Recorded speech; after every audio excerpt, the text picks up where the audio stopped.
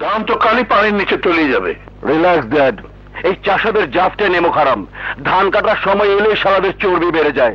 তুমি কোনো চিন্তা করো না ড্যাড, আমি 1 ঘন্টার মধ্যে পাশের গ্রাম থেকে চাষিদের নিয়ে আসছি। ওরা ধান কেটে মজুরি নিয়ে যাবে, আর আমাদের গ্রামের চাষারা না খেয়ে মরবে। মোবারক, তুমি ড্যাডকে নিয়ে জমিতে যাও, আমি এক্ষুনি আসছি। না না, আর কেউ কাম করুন না, কাম করুন। হারামি করেছো তোমরা, কাজ বন্ধ করে দিয়ে অন্যায় কাজ করেছো তোমরা। অপমান করেছো মেয়ের বাড়ির, অপমান করেছো আমাকে, অপমান করেছো সে আইনের।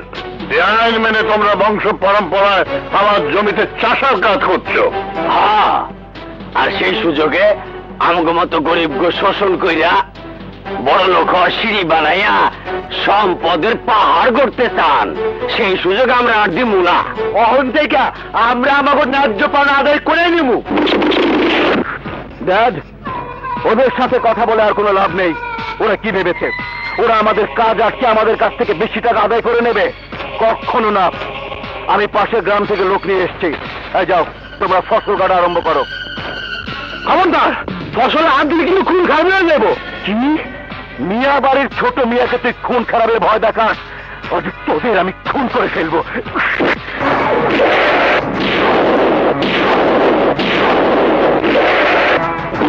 আরাম চাচা, তোর এত বড় সাহস, আমার সন্তানের বুকে বন্দুক ধরেছিস? সুমন, বন্দুক নামা বলছি। তুমি থামো বাবা। প্রতি বছর মজুরি বাড়ানোর কথা বলে মিয়া বাড়ির লোকেরা একটা পয়সাও বাড়ায় না। প্রত্যেকটা বার গরিবের হক মেরে দেয়। গ্রামের লোক এই জন্যই কাজ বন্ধ করে বসে আছে।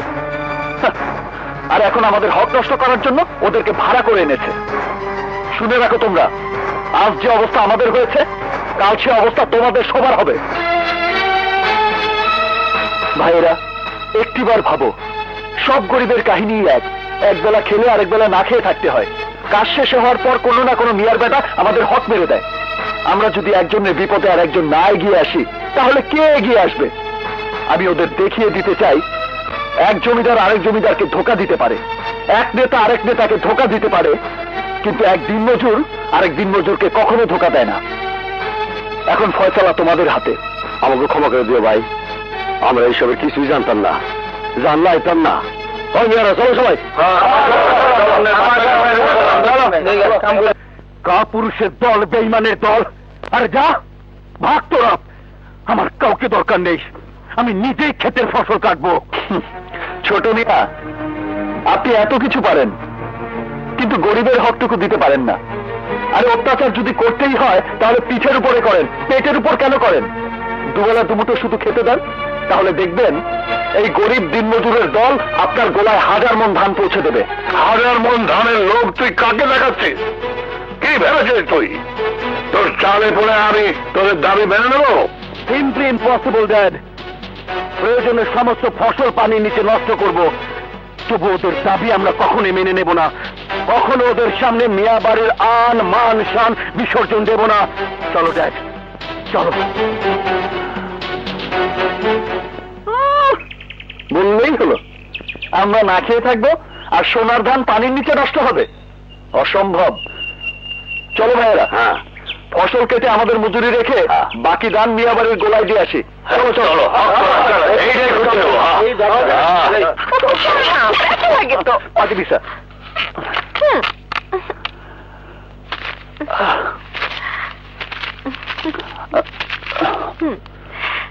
বস।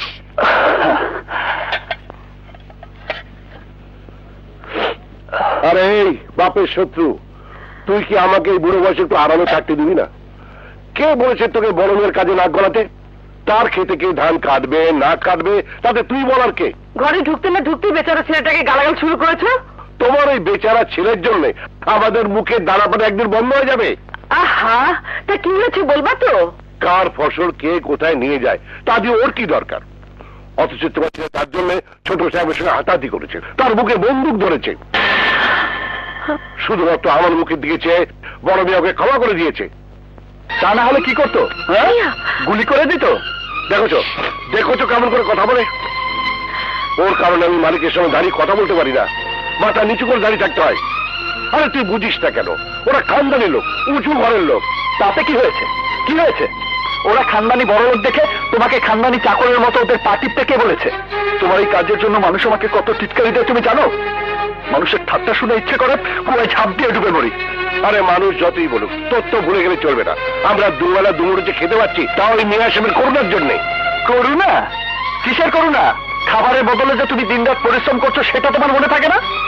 ওহ মমতা, তোমার ছেলেকে আমি আর কত বোঝাবো, ও কি ওর স্বভাব কখনো বদলাবে না?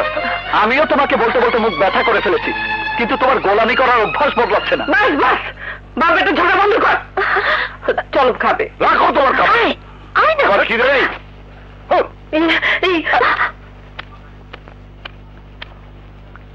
চল সুমন, তুই খেয়ে নে। রাখো তোমার খাওয়া, আমার খিদে নেই।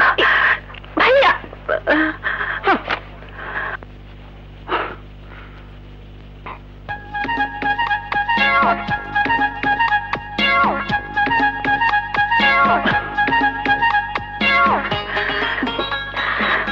আচ্ছা নিজেদের সব রায় ভাতের উপর ছাড়তেছ কেন? ভাত কি দোষ করছে? চলো ভাত খাবা। চলো, এই বাড়ির খাবার আমি আর খাবো না। একবার বলেছি খাবো না, এখান থেকে কথা না বলে চুপচাপ চলে যাও। ভাইয়া তুমি খাইতে যাবা কিনা কও? এই ঘরের খাবার আমার জন্য হারাম, কথা না বলে ভাগ এখান থেকে। তোমরা না খেলে আমরাও খাবো না। মনে আয়, বস। ঠিক বলছো মা।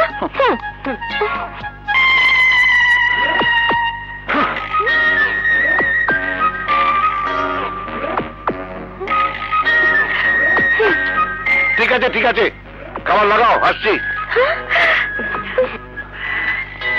আচ্ছা আচ্ছা ঠিক আছে, খাবার লাগা, আমি আসছি। চলো মা, চল।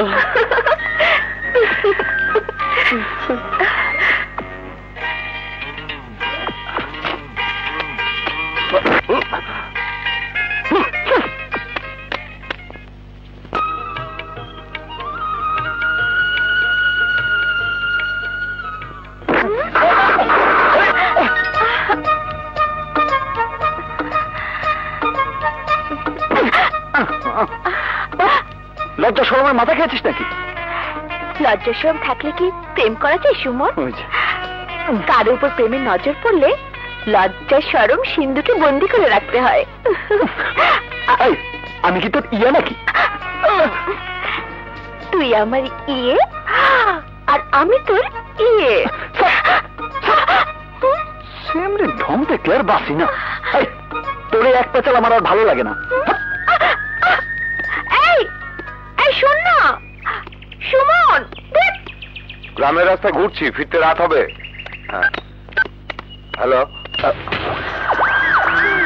গায়ের রাস্তায় কি সুন্দর গোলাপ ফুটে রয়েছে। এই গোলাপ তো রাস্তায় শোভা পায় না।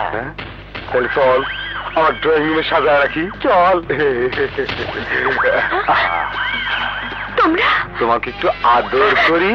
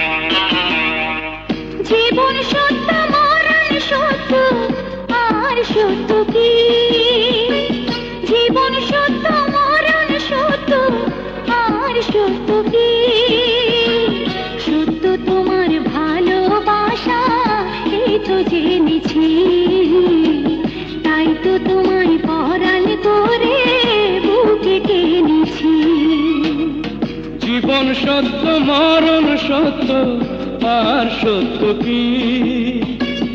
জীবন সত্য মরণ সত্য আর সত্য কি?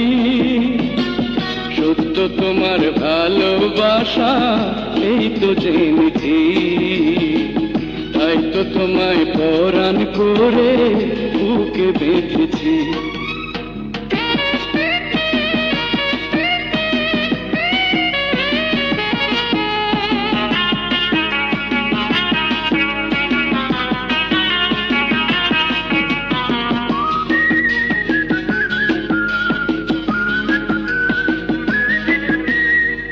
বুকের বাতাস হয়ে তুমি থেকো বুকের মাঝে, তুমি বিনা দিলে কি দ্বন্দ্ব আমি বাঁচব না যে। বুকের বাতাস হয়ে তুমি থেকো বুকের মাঝে, তুমি বিনা দিলে কে দণ্ড আমি বাঁচব না যে। আগুন পানি মাটি সত্য আর সত্য কি?